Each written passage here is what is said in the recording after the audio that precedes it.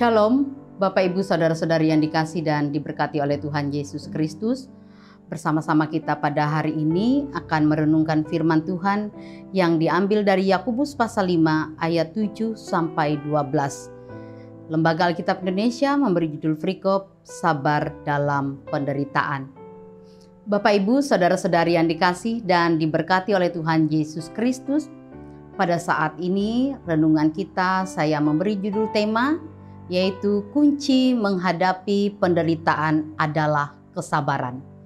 Bapak Ibu Saudara-saudari yang dikasihi dan diberkati oleh Tuhan Yesus Kristus. Dalam menghadapi kehidupan ini tentu banyak di antara kita mengalami berbagai macam penderitaan. Hal itu bisa membuat kita lemah baik secara rohani maupun secara jasmani kita. Dan mungkin saja karena penderitaan yang begitu banyak bisa membuat kita jatuh ke dalam keputusasaan.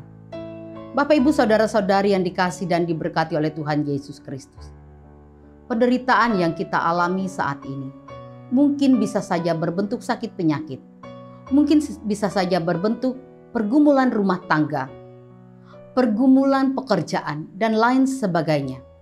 Tetapi Bapak Ibu Saudara-saudari, meskipun demikian, kita harus bertahan menghadapi setiap ujian, setiap penderitaan yang akan menghasilkan ketekunan dan kesabaran, ketabahan.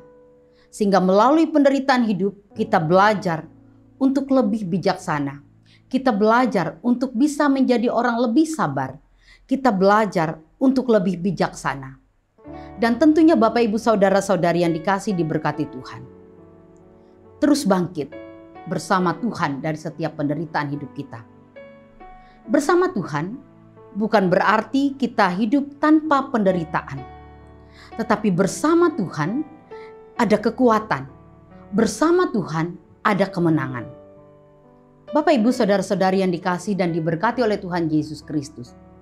Melalui firman Tuhan hari ini, kita belajar bahwa kunci menjadi pribadi yang kuat dalam menghadapi setiap penderitaan adalah kesabaran.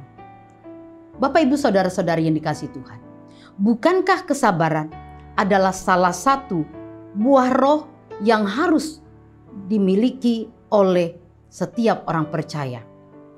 Demikian juga Salomo menulis dalam Amsal pasal 16 ayat 32a, orang yang sabar melebihi seorang pahlawan. Bapak Ibu Saudara-saudari yang dikasihi dan diberkati oleh Tuhan Yesus Kristus.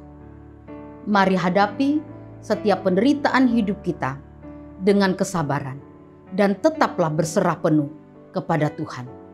Ada kekuatan Tuhan yang akan menolong kita melewati berbagai macam persoalan hidup kita.